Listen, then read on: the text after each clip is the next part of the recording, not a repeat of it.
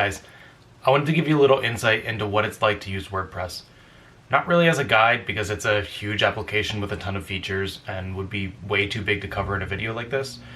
But I'm more just showing you what interacting with the user interface or what interacting with the user interface is like and how easy it is to use without much technical knowledge, while at the same time being somewhat frustrating to get used to. So we're going to be setting up a Mailchimp email subscription page as an example. Mailchimp is a well-known application for online marketing that has a tiered subscription plan. So it's free for small startups with a limited audience, and it has limitations on its features. And you could, as your business scales up, there are more pricey options as your business requires more utility out of it. So I've already created an account prior to recording this, but I haven't done anything with it yet.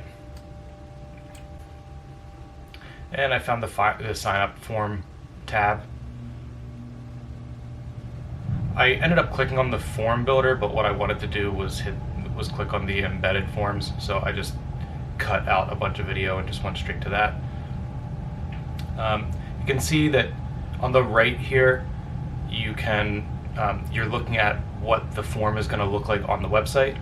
On the left is all the options that you can add in there. And then eventually it spits out this HTML code that you can use to embed into WordPress.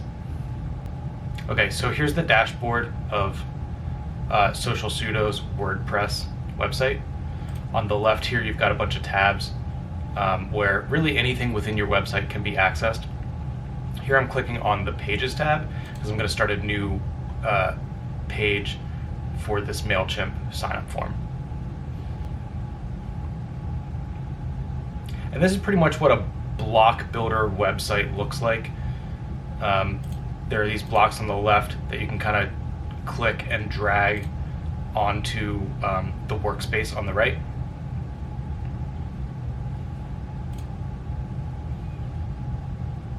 So it's pretty simple to use, you can see. Here I just copied and pasted the HTML code that Mailchimp spit out for me, and let's preview it and see what it looks like.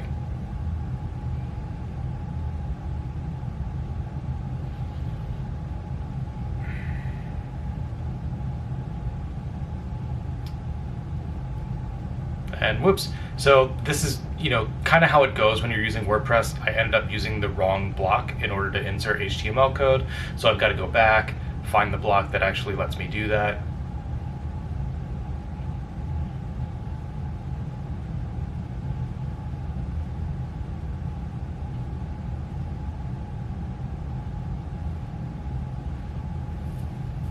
And I'm trying a new one here.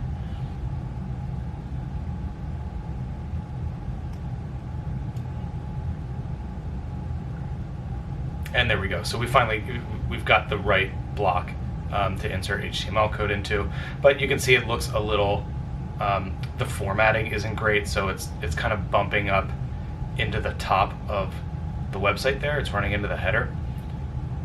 So now I'm just kind of formatting the page a bit more. So I'm dragging a block in to add in some spacing to the top, so we give the header enough room.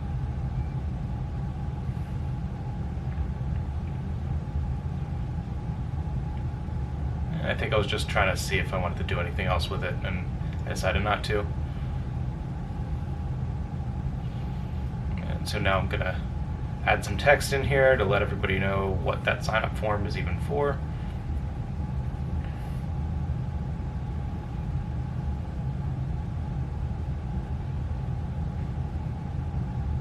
So at this point, as I'm building out Social Sudo, we don't have the online we don't have the content up yet.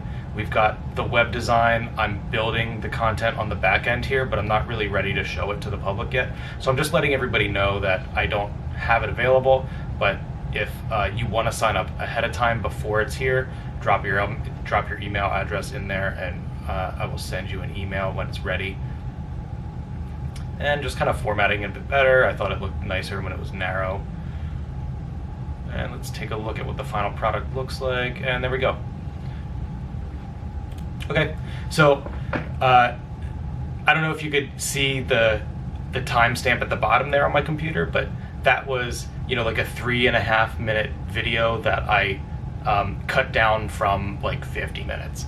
So the user experience with it is like, it's really easy to use in that, I don't know how to program. I've played around with website builders before, but I don't have a whole lot of technical knowledge in it.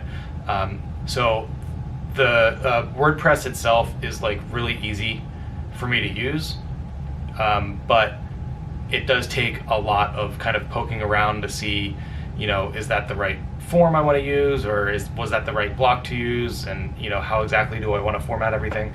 So it takes a bit of time, and it can be a bit frustrating. This will be, if you're building your own website, it will take a pretty significant amount of time to build it with this application, but it is going to be quicker than using something like Adobe Dreamweaver, like we talked about, where you literally need to create some of the code from scratch, or all of the code from scratch. So it is better than that, and it saves a decent amount of money, because hiring somebody to do this is like $10,000 minimum per year to maintain that. Okay, so if you were trying to make a decision on which website builder to use, there was just a little bit of insight into what it's like using WordPress.